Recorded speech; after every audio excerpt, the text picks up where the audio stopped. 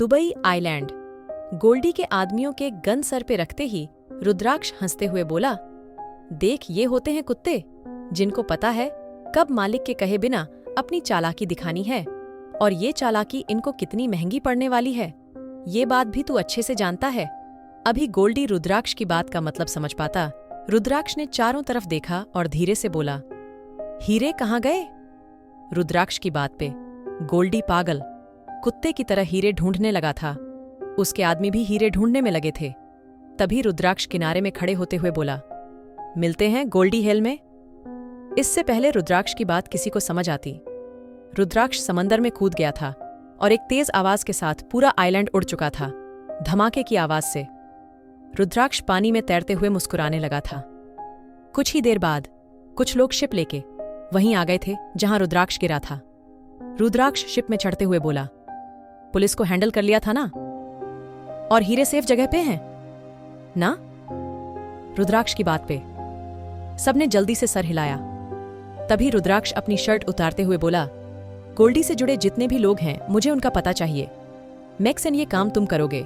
रुद्राक्ष अपने right hand max की तरफ इशारा करते हुए बोला, तो उसने जल्दी से यस बॉस कह के गर्दन हिलाई थी। रुद्राक्ष आराम से बोला, जेट रेडी है? रुद्राक्ष की बात पे मैक्स ने सर हिला दिया था और कुछ ही वक्त में रुद्राक्ष हीरों के साथ इंडिया के लिए उड़ान भर चुका था। इंडिया सब लोग जेट में थे।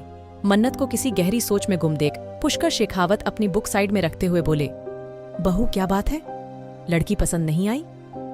पुष्कर जी की बात पे मन्नत धीरे से बोली, नहीं डैड, बहुत प्यारी बच्ची है, लेकिन मुझे लगता उसके परिवार वाले कुछ समझ नहीं आए। और आप बता रहे थे ये लोग गांव में रहते हैं, लेकिन ये तो इंदौर रह रहे हैं अपनी बहू की बात पर। पुष्कर जी थोड़ा नाराजगी से बोले, क्या तुम सिर्फ इसलिए ये बोल रही हो क्योंकि वो गांव के रहने वाले हैं? अपने ससुर के गुस्साए लहजे पे मन्नत धीरे से बोली, नहीं डैड, आप गलत सोच रहे हैं। लड़की तो मुझे बहुत अच्छी लगी, लेकिन उसके माँ बाप कुछ सही नहीं लगे। लग रहा था वो लड़की पे जबरदस्ती कर रहे हैं। क्या हमारा फैसला सही है? अपने बेटे के लिए हम किसी बच्ची की जिंदगी बर्बाद करने चले हैं? डैड बस यही। पुष्कर शेखावत चेहरे पे एक तेज लेके बोले, ऐसा कुछ नहीं है, बड़ी बहू तुम्हें गलत लगता है। हमारा नाम पुष्कर शेखावत है। अपनी पूरी जिंदगी में जो फैसला लिया है वो कभी गलत नहीं हुआ, और तुम्हारा बेटे को अब इस चीज की जरूरत थी। हम हर रोज अपना नाम अखबार के पन्नों पे नहीं देख सकते, हर रोज अपना मजाक बनते नहीं देख सकते। और रही बात लड़की के माँ बाप की, तो हमने पूछा था उनसे, हर एक बात पूछी थी। अगर उन्हें जरा भी इनकार होता तो वो उस वक्त ही मना कर देते। अब इस बारे में कोई बहस नहीं चाहिए। पुष्कर जी की बात पे वीणा धीरे से बोली, डैड आपको नहीं लगता हम उस लड़की को अपने घर में लाके लोगों को मजाक बनाने का मौका दे रहे हैं? अरीना ने उससे बात करी है और वो लड़की ज्यादा पढ़ी लिखी नहीं है। डैड और तो और आप ये जानते हैं ना, ये शादी। अभी वीणा ने इतना ही कहा था जब अरीना जल्दी से बोली, दादू मॉम गलत सोच रही हैं। पढ़ाई लिखाई से अच्छे संस्कार नहीं आते, हमारी पर्सनैलिटी से आते हैं। मैं उससे मिली हूँ, बड़ी प्यारी है वो। आप रुद्राक्ष की शादी उससे करेंगे तो जरूर मेरे देवर में काफी चेंजेस आएंगे। अरीना की बात पे पुष्कर शेखावत मुस्कुरा के बोले, जरूर, इस हफ्ते सारी तैयारी हो जानी चाहिए। अगर हफ्ते हमारे पोते की शादी है, ये खबर अभी बाहर नहीं जानी चाहिए। और रुद्राक्ष को बोलो इंसानी रूप में आ जाए अब, वरना हमसे बुरा कोई नहीं होगा। इतना कह के पुष्कर शेखावत ने फिर से किताब उठा ली थी और शिवाय और मन्नत एक दूसरे को अफसोस से देखने लगे थे। मुंबई जन्नत विला। सब लोग मैन हॉल में बैठ गए थे। सर्वेंट्स पूरी तरह बौखला रहे थे। कोई पानी ला रहा था, कोई कॉफी और चाय बना रहा था। जब तक पुष्कर जी घर में रहते थे यही होता था, हर कोई इस तरह ही परेशान रहता था। वहीं इस घर की सबसे पुरानी सर्वेंट, जिनको सब काकी के नाम से जानते थे, वो सबकी काकी थीं। काकी पानी सबको देते हुए बोली, मालकिन खाना तैयार है, आप कहें तो लगवा दें। काकी की बात पे मन्नत जी अपने सर पे हाथ रखते हुए बोली, काकी आप सबसे पूछ लीजिए, मुझे तो फिलहाल भूख नहीं है, मैं फिलहाल कॉफी लेना चाहूंगी।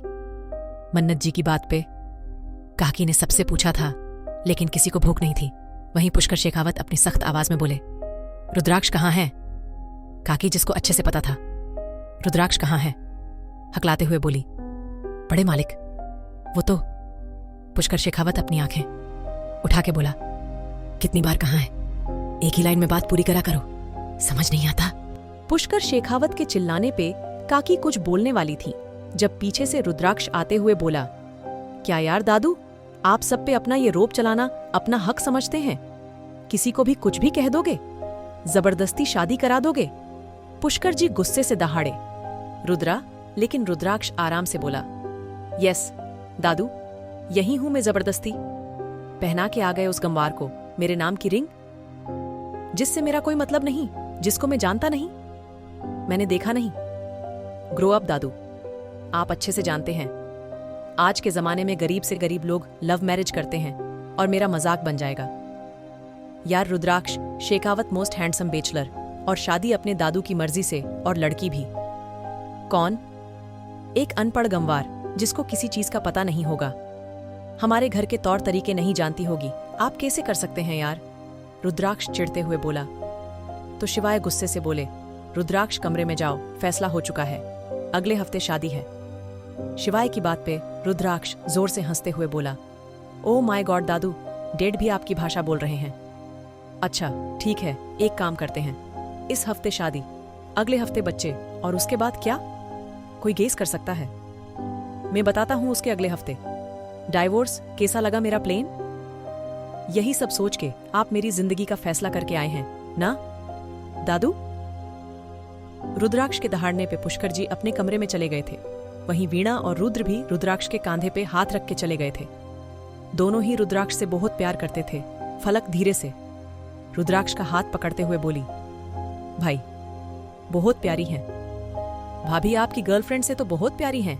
फलक की बात पे रुद्राक्ष ने गुस्से से उसको घुरा तो फलक चुपचाप चली गई थी। मन्नत और शिवाय गुस्से से रुद्राक्ष को घूर रहे थे। उनका बेटा बड़ों के साथ साथ उस लड़की की भी इंसल्ट कर रहा था जो बेचारी अभी इस घर में आई तक नहीं थी। इंदौर हया छत पे बैठी हुई थी, उसके हाथ में वो रिंग थी और हया लगातार उस रिंग को देख रही थी।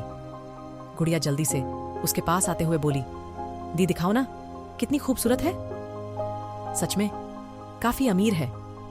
अरे कितना अच्छा है ना आपकी शादी, अब इतने बड़े घर में हो रही है, इतने सारे नौकर आपके आसपास होंगे, और दी आपने अपने होने वाले हस्बैंड को देखा है? हया धीरे से बोली, गुड़िया मुझे परेशान मत करो वरना मेरा गुस्सा तुम पे उतर जाएगा प्लीज। इतना कह के हया ने गुड़िया को देखा। तभी गुड़िया जल्दी से फोन में सर्च करते हुए बोली, क्या नाम बताया था मॉम ने? हाँ रुद्राक्ष शेखावत, यही सर्च करती हूँ। गुड़िया ने जल्दी से रुद्राक्ष की प्रोफाइल सर्च करी, लेकिन वो चिढ़ते हुए बोली, दी यार इसका कोई प्रोफेशनल अकाउंट नहीं है, लेकिन इसके फैन पेज हैं और इसके फैन पेज पे भी मिलियन में फॉलोअर्स हैं। दी, गुड़िया की आवाज में अलग सी खुशी थी। तभी गुड़िया ने जल्दी से रुद्राक्ष का फोटो खोला और उसके मुंह से चीख निकल गई। गुड़िया चिल्लाते हुए बोली, दी ये सच में इसी दुनिया का है ना? ओह माय गॉड, दी कितना हॉट है ये। आप तो ना शादी के बाद काला धागा बंधवा देना, उसको इतना हॉट बंद लेके आप कैसे घूमोगी? गुड़िया पागल हो गई थी। वो फोटो रुद्राक्ष का था जिसमें वो किसी बिजनेस पार्टी अटेंड करता दिख रहा था। फोटो काफी दूर से खींचा गया था, लेकिन रुद्राक्ष की हॉटनेस दूर से भी नजर आ रही थी। वहीं गुड़िया कूदते हुए बोली, जा रही हूं सबको दिखाने मेरे जीजू कितने हॉट हैं। इतना कह के गुड़िया भाग गई थी और हया गुस्से से बोली, भाड़ में गई, तुम्हारी हॉटनेस घटिया इंसान नहीं करनी शादी। तुम जैसे मर्द अपनी इस खूबसूरती से सो को घुमाते हो। हया नफरत से चिल्लाई और उस रिंग को देखने लगी। मुंबई रुद्राक्ष पंचिंग बैग पे लगातार पंच मार रहा था। उसके चेहरे पे सिर्फ पसीना था और गुस्सा इस वक्त उसके चेहरे से ही दिख रहा था। अरीना, उसने सामने कॉफी रखते हुए बोली। रुद्राक्ष, लेकिन उसने अरीना को भी इग्नोर करा था। इस बार अरीना और जोर से चिल्लाई, रुद्राक्ष रुद्राक्ष। गुस्से से बोला, भाभी आप प्लीज यहां से चली जाइए, प्लीज मुझे कोई बात नहीं करनी। सब जानते हुए भी आपने उन लोगों का साथ दिया। आप सच में या लड़की की जिंदगी बर्बाद करना चाहती हैं?